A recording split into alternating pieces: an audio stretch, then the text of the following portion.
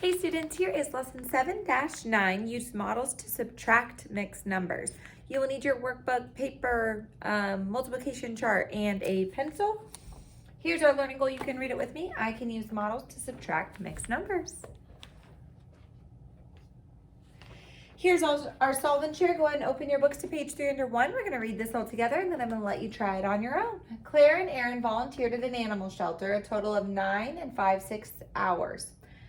Claire worked for 4 1/3 hour. How many hours did Aaron work? You can use fraction strips to solve this problem. So you could draw out your little fraction strips of 9 holes, and then you're gonna have to take away 4 holes from that and then figure out how to subtract your fraction in there. So go ahead and the video will pause here and give it a try. Okay, so if I was gonna draw this, I would start with my total amount of hours. So they have 9, so it'll take me a minute. There's 3, 4. They're getting shorter and shorter. That doesn't seem right. 5, 6, 7, 8, 9. 1, 2, 3, 4, 5, 6, 7, 8, 9. Not the prettiest thing. And then we have 5 out of 6 of a whole nother fraction strip. So this would be like an entire one whole. And then I'm going to break it down into 6. And this would be 1 6, 1 6, 1 6, 1 6. And 1 6. Now we don't need that last little guy because we only have 5 out of 6 hours, so I'm just shortening it up a little bit. So Clara is working for 4 1/3 hours. So let me grab another color and I will crisscross out 4 1/3. So here's 1, 2, 3, 4, and then I might be thinking, okay, well, 1/3 and 1/6, that doesn't have the same, they aren't the same size, right? So I can sort of visualize in this one, well, that would be 1/3, that would be 1/3, and that would be the last third. So I'm gonna end up crossing off 2 of these 6, and if you take 1/3 and switch it to have a denominator of 6, you'd multiply it by 2, and your numerator would be 2. So I need to crisscross out 2 of these guys. And then now I have my final answer. I just have to count it up. So we've got 1, 2, 3, 4, 5.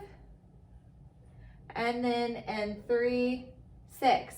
Now double check at the end. Is that fraction reduced as far down as it can go? 3 6 can be reduced by 3. So if I divide the top by 3, divide the bottom by 3, I get 1 on the top, 3 on the bottom. Oh wait, no, 6 divided by 3 is 2. Whoopsie, don't go too fast. So we get 5 1/2 hours is how long Aaron worked. So Aaron worked longer than Clara. Alrighty, we're gonna go ahead and take a look at some examples with our visual learning bridge.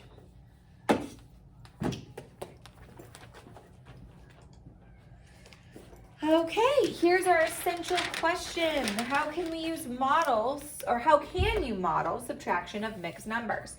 Here's our word problem that we're going to talk through right here. James needs 1 11/12 inches of pipe to repair a small part of a bicycle frame. He has a pipe that is 2 1/2 inches long. Does he have enough pipe left over to fix a 3/4 inch piece of frame on another bike?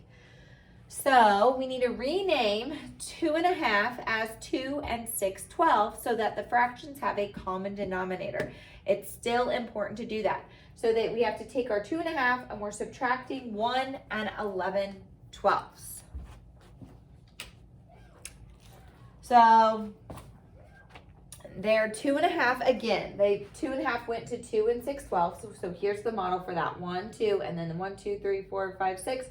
And it takes up half of this one. So you know 6/12 equals 1/2. They just came up with a common denominator so they could subtract. If the fraction you'll be subtracting is greater than the fraction part of the number you model, rename one whole. So since 11/12 is greater than 6/12, rename one whole as 12 out of 12. So I'm going to write this down because the way that they're wording this doesn't really make it very easy for you. So we have 2.5. We're taking away 1 and 11/12. We've already said we can rename 1/2 to 6/12 to make it a common denominator. What they mean there by renaming, this 6 is smaller than that 12. I can't do 6 take away 11 there. So I've got to pull some more 12s, and you'll notice that's what they're going to do right here. They're taking this 1 and they're breaking it up into 12s so that we have a bigger numerator that we can take away from. Now this fraction's on top because this 2 trumps the fraction. The 2 is bigger than 1. It's got to go on top. That's the bigger number. So here's how we do this, and this is how Ms. Collins kind of says it. You take your 2 and go down to a 1. So we're done with our 2, it's a 1. And you take your denominator plus your numerator is your new numerator. So you're going 12 plus 6 in this case, which is 18, and that is my new numerator. We took 12 over 12 pieces from my 1 whole, because we went down 1. We added it to the 6 out of 12 we already there. We already had 6 pieces. We don't want to get rid of that. And then we got a total of 18/12. The little shorthand version, I go denominator plus numerator, new numerator. I seem to have a lot of those, don't I? Okay, so then we're going to do 18 take away 11, we get 7. And then 12 is our denominator, common denominator. 1 take away 1 is 0. So he has 7/12 inch of the pipe left, and he doesn't have enough for the bicycle because he needed 3/4, and so 3/4 of this would be our 8/12. So he's just barely under. Maybe he could make it work, right? But no, he doesn't have enough. Okay, let's go ahead and do a couple practice problems.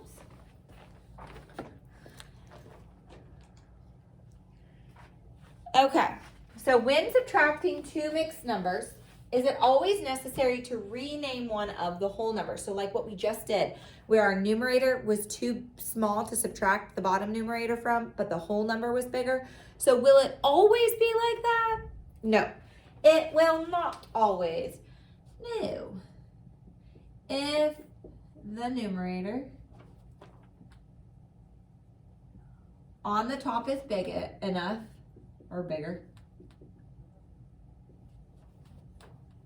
you do not rename.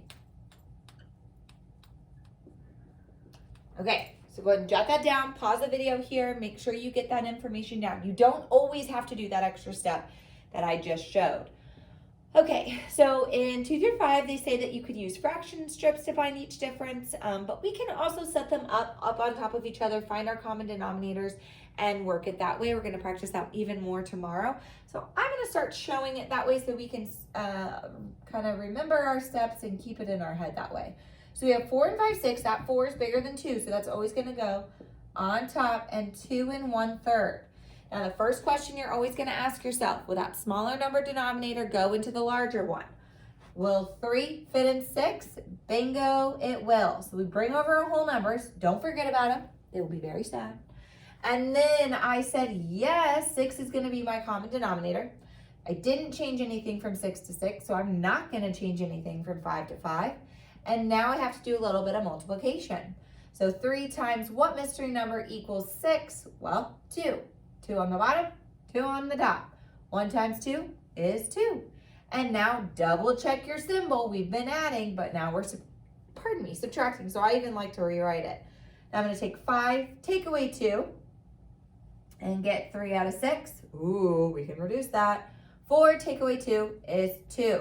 So our answer here is 2 and 3/6. But 3/6, we just simplified that one on the last one. I can divide the top by 3 and the bottom by 3. And I get 1/2. So I'm going to have 2 and 1/2 as my answer for that first one. Okay, let's try one more, and then I'm going to give you one to try on your own. How about we do 2, 6, 8, 4, 10, and 5. All of them go into the other one, so the denominators are nice on this one. Let's do another one where we have to regroup, because that is kind of tricky. So I'm going to do number 4. And we have 5 1/2. Oop, I'm going to write it over farther. take away 2 and 5 6. So I need to come up with a common denominator. So I do my equal signs, I bring my whole numbers over, and then I ask, will my smaller number denominator go into my larger number denominator? Yes, it will. So 2 fits inside 6, so then 6 is my common denominator. Woohoo! That's good. Didn't change anything from 6 to 6, so I'm not going to change anything with my numerator. 2 times what is 6? Well, that would be 3. What you do to the bottom, you do to the top. 1 times 3 is 3. Here's where we run into that renaming problem. We're going to have to rename one of the wholes. So we're going to have to take our whole and put it into our fraction right here. Because 3 take away 5, you can't do that. That's negative. But our 5 is still bigger than the 2, so you're not going to flip-flop the order of them just to make that work. So I have to cross out my 5 and make it a 4. It's kind of like when we borrow in the, like if I had 246 minus 79, I would have to take this 6, come over here, borrow from my 4, make it a 3, and now that's 16. I'm bringing 10 over. The only little bugaboo with this borrowing is you want to use the denominator. You don't always want to bring over 10 because you're not bringing 10 over every single time. You're bringing over the amount out of the fraction that's the whole. So we cross out our 5, make it a 4 like we would with subtraction. But now I'm going to do my denominator plus my numerator is my new numerator. And what you're doing is your one whole is worth 6 out of 6 pieces. You need to add that to the pieces you already have. 6 plus 3 is 9 out of 6. Yes, we have an improper fraction here, but now we can subtract. So I'm going to do 9 take away 5 is 4 out of 6. Ooh, both even. 4 take away 2 is 2. So when they're both even, they're both divisible by 2. So I'm going to divide the top by 2, divide the bottom by 2. 4 divided by 2 is 2. 6 divided by 2 is 3. So our final answer for this one is 2 2/3. Okay, I would like you guys to try. I think you're going to get stuck with the regrouping one no matter what you do. So let's go ahead and try number 3, our 4 1/8 minus 3 3/4. You will have to set it up and down, find those common denominators, give it your best shot. I know this is new, but you can do it, and we'll keep talking about it in group.